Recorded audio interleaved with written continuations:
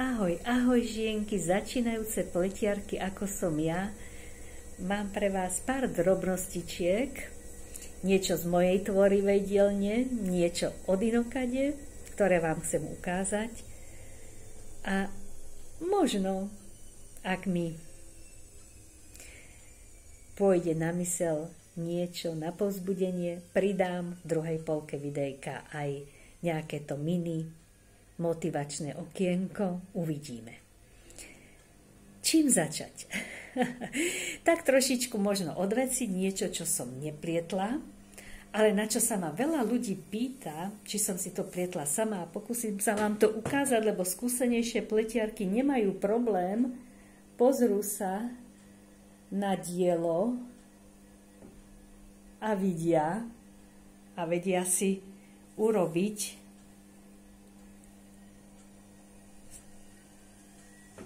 takže ten netopierý rukáv, dĺžka rukávika, ja by som povedala také tie hodinkový, že není celkom dlhý. A vlastne v jednom videu som videla a odtedy mi to vrta v hlave a ak žienky niektorá máte nejaký ten návodík na to alebo takú tú radu, uvedomila som si, keď som počúvala to video, že sa mi to zapáčilo, že pani vravela, že nejaká toto je švík, že to som vám chcela ukázať, vidíte, takto, že nejaká návrhárka využila tu v oblasti lakťu skrátené rady, zrejme tie nemecké skrátené rady, aby nadohnala tú dĺžku pre lakeť a zároveň to nebolo tu v jamke toho moc nazberaného. A to sa mi zapáčilo, lebo na týchto pulovríkoch, aj na tom modrom, čo máte na predošlom videu už ukázané, konečne hotové, že v tom lakti som si pomyslela, že možno by bolo dobre pridať to do pletenia a nejako prísť na to, ako to tu trošičku nadohnať, aby ten lakeť mal priestor a nevybulovalo sa to v oblasti lakťa. Naozaj budem vďačná za každú skúsenosť, pokiaľ máte, že či by to bol dobrý nápad a poprípade ste to využili a ako sa vám to osvedčilo. To ma zaujíma, lebo to chcem trošku nad tým pošpekulovať. Takže to asi k tomu, čo mám na sebe, naozaj to není nič, čo by som plietla. Je to fajné, teplúčké z mohéru, trošilinku cítim na tele, hej, som v izbe, v teple, že trolilinku cítim, ale není to nič, čo by som, že sa ožieram, že mi to vadí. Tak ako poviesná tvorilka Iva, že je to také príjemné pichanie, lebo viem, že mám na sebe mohérik. Takže takto som to uzavrela ja. No a ďalšia vec tiež nebude moje dielo. Dámy, mala som cez tieto naše videá a sa vytvoria niekedy aj kontakty alebo cez spoločné kaly, tak viete, že niekedy si nájdete možno cez komentáre priateľku, ktorá má podobné zameranie ako vy, s ktorou môžete pozdieľať určité skúsenosti.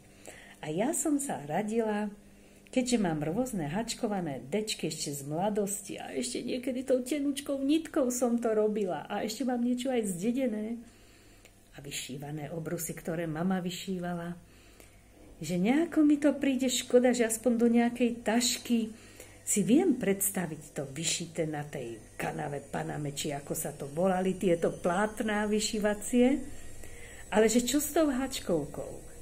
A to som len tak ako predebatúvala, že to mi je trochu ľúto, že či sa to vôbec dá nejako využiť, pokiaľ už sa mi nechce napínať a robiť dečky napínané, vypínané, hej, no. A v tichosti, v tajnosti bolo pre mňa pripravené takéto prekvapenie, aby som teda videla, že sa to dá. Dve takéto akože kuchynské chňapky, aby som videla, že ako sa všelijako dajú využiť rôzne zbytky materiálov, rôzne kúsočky, možno možno keď aj nejako, že sa niečo rozleje a už sa nedá zachrániť tá dečka, ale dá sa zachrániť, takže sa aspoň nejaká miniatúrna časť z nej použije, ako tuto krásne vidno. Tak, toto som dostala ako také prekvapenie, ako darček. Som si vedomá, že takáto vec sa neušije za minútu, ani za 2, ani za pol hodinu nie. Kto niečo tvoril, je to jedno, či šil alebo plietol, veľmi dobre vie, že je to časová investícia, keď možno nie finančná, že by veľká, ale časová určite. No a keďže to do mojej obývačky vyložene pasuje farebne, ako keby dotyčná dáma u mňa bola kedy na návšteve, možno niečo z videí pochytila, povedala som si, no určite nie, kuchynská chňapka, toto bude pod mojím pohárikom na čaj, na kávu, keď som v obývačke a za každým, keď zdvihnem pohárik, uvidím tento darček a za každým sa poteším, že niekto si dal tú námahu, aby mi urobil radosť. Takže ďakujem. No, toto je ešte ten detail, že aj to uško, viete, dámy, no. Takže takýto darček ku mne prišiel a aby darčekové vrece bolo ešte stále otvorené, ďalší darček, ktorý ku mne prišiel, možno niektoré z vás budete poznať, lebo je to ešte, ako sa povie, socialistické, priadza Loreta, ktorú som si vybrala z krásneho ponukového koša. Pripomenula mi pulovry, ktorý som kedysi v mladosti mala, trošku iný odtieň, tmavší som mala a neodolala som. Takže teraz skúšam, robím vzorku, lebo by som naozaj chcela urobiť z toho niečo, čo aj budem nosiť, ale keďže je tam 25% vlny, bolo mi povedané, daj si pozor, bude to hryskať, tak určite som tak rozmýšľala, že možno taký svetrík. No určite to nemienim robiť na menších ihliciach ako na štvorkách. Uvidím ešte po opratí, ale keď urobím vzorku, tá 3,5, to by mi vyšlo strašne pomaly. A keďže pletiem večer a chcem to robiť len ako oddychové, tak to chcem proste zase tak, ako tradične robiť, len jednoducho, hladko. Ale ak dovtedy dostanem nejakú dobrú radu, ako ten rukávik vlastne robiť, tak by som to tam možno vyskúšala. Tak máličko nadohnať na ten lakeť tých pár riadkov. Trošku takú hrubú predstavu mám, ale musím si to ešte v hlave uložiť. A čo ďalej mám? Minule som vám ukazovala, že túto čiapku mám robenú z Alize Gold Batik dvojmo. Bola to taká hnedo-béžová, takže na štvorkách ihliciach dvojmo takto čiapočka vyzerá. To som robila, vidíte, tu na zo zadnej strany tie krížené očka, takzvané anglické, myslím, že sa tomu povie, to je jedno, v podstate urobila som si patent. A teraz, keďže už nemali tento odtieň a priateľka chcela rukavičky, tak som siahla, sme sa dohodli na tomto odtieni, kde je taká hnedo-zeleno-béžová. Z toho som vám už ukazovala v predošlom videu o rukavičkách, kde som hovorila, že naozaj mi prax ukázala to, čo som mohla vedieť aj skôr, že treba pliesť tie rukavičky akoby o číslo menšie, o ten centimetrík, kľudne, keď máte 18 cm, plete ako na ruku 17 keby, lebo predsa len, aby tá rukavička dobre sedela. No a tu som vám chcela ukázať ten rozdiel, že tu som robila dvojito z toho Alize Gold Batik.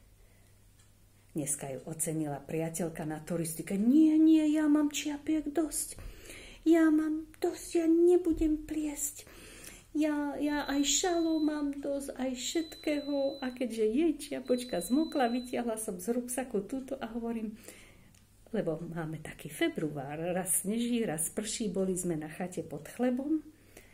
No a keď priateľka dala túto moju čiapočku, ktorú som nazvala turistickou, na hlavu, hovorí, aká je parádne teplá. A v priebehu 3 hodín, odvtedy ako sa dušovala, že ona žiadnu čiapočku pliesť nebude, ja chcem takú čiapku. No, takže to ma potešilo. A chcem vám vlastne ukázať, aký je rozdiel medzi v podstate takisto melírovanou priadzou podľa toho, či som použila dvojmotu Alize Gold Batik, toto bol ten hnedý odtieň, alebo keď k takej istej, ale nepoužijete ju dvojmono istej, iné odtiene. Jasné, ale myslím istej kvalite, som namiesto toho teda použila príplet túto alpaku, takú, neviem, číslo odtieňa, nemám tu štítok, ale ja ju nazývam taká pudrovo-ružová, taká jemnučká.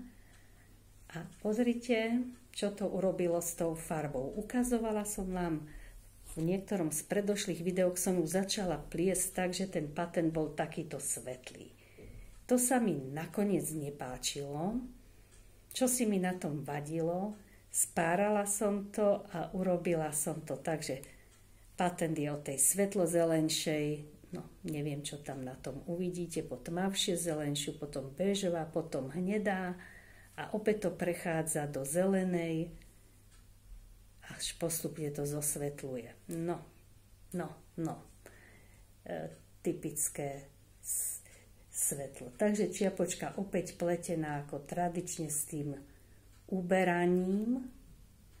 Tuto som robila na 3,5 patent 90 očiek, potom patent výška 5,5 cm. Po 20 cm od začiatku som začala uberať 10 krát každé 9. očko. 90 očiek bolo. A takto mi vyšla teda čiapočka, ktorú už mám ako do práce, do mesta, nie turistickú. A vlastne aj rukavičky som si k tomu urobila. Také, ako tradične robím, tie krátke. Lebo naozaj táto zima, ako to teraz vyzerá, tento posledný rok, nič iné mi netreba. No, rukavičky, návleky na ruky, nazvite to ako chcete. Takže tu som vám len chcela ukázať pre začiatočníčky, že čo urobí, aký je to rozdiel, či spojíme dve rovnaké, alebo pripletieme a zároveň aj veľa urobí, aký príplet, akú farbu si vybereme. Veľmi to môže zmeniť tú základnú pleteninu. Takže pokiaľ možno máte doma aj takú vlnku, že sa vám farebne až tak nepáči a zároveň je ju škoda vyhodiť, porozmýšľajte, že možno niektorí, keď zájdete do galantérie, väčšinou sú tam, aspoň u nás v Kubine, zlaté, šikovné babulky poradia. Možno vám navrhnú, čo k tomu, aby ste využili tú priadzu a zároveň mali výrobok, ktorý aj nosiť budete. Aby vám to potom robilo aj radosť. No, takže mi to tu lieta. Toto je všetko, čo sa týka pletenia, radosti, ktorý mi prinieslo minulé obdobie, nie tak dávno dozadu. Darček po Vianociach poteší o to viac, že už žiaden neočakávate. A zároveň hlavne pre tých ľudí, ktorí nie sme naučení nejako mať okolo seba davy ľudí. Možno aj toto je cesta sa s niekým skontaktovať cez tie komentáre, pokiaľ tam niekde, u mňa toho veľa není, ale sú dámy, ktoré robia naozaj profi videá a majú tam kvantum komentárov. Možno tam desi s niekým aj nadviažete takú nejakú spoluprácu a keď len sa budete inšpirovať, veď nikto nevraví, že ja budem niekedy šiť a niečo tvoriť. Ale